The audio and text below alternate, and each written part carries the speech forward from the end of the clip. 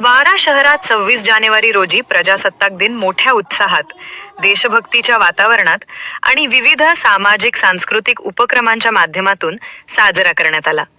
शहरातील शासकीय कार्यालये, शाळा, महाविद्यालये तसेच विविध नगर व वस्त्यांमध्ये ध्वजारोहण व सांस्कृतिक कार्यक्रमांचे आयोजन करण्यात आले होते. सकाळपासूनच संपूर्ण शहर परिसर देशभक्तीपर घोषणांनी दुमदुमून गेला होता. वाडा येथील जिल्हा परिषद मराठी शाळेत ध्वजारोहणानंतर विद्यार्थ्यांसाठी विशेष कार्यक्रम घेण्यात आले. लहान मुलांनी भारत माता, छत्रपती शिवाजी महाराज, सैनिक व स्वातंत्र्य सैनिकांच्या वेशभूषा साकारत देशभक्तीपर घोषणा दिल्या.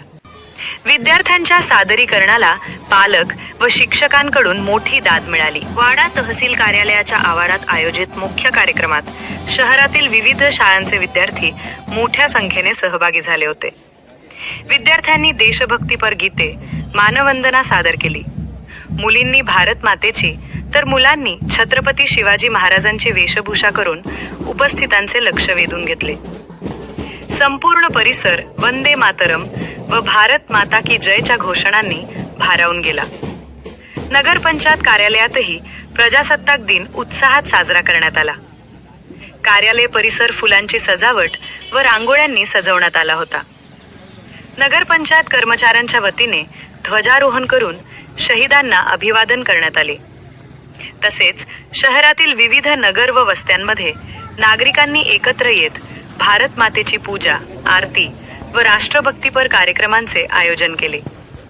आगरआळी परिसरात तरुण, ज्येष्ठ नागरिक तसेच महिलांनी एकत्र येत भारत मातेच्या प्रतिमेस पुष्पहार अर्पण करून अभिवादन केले.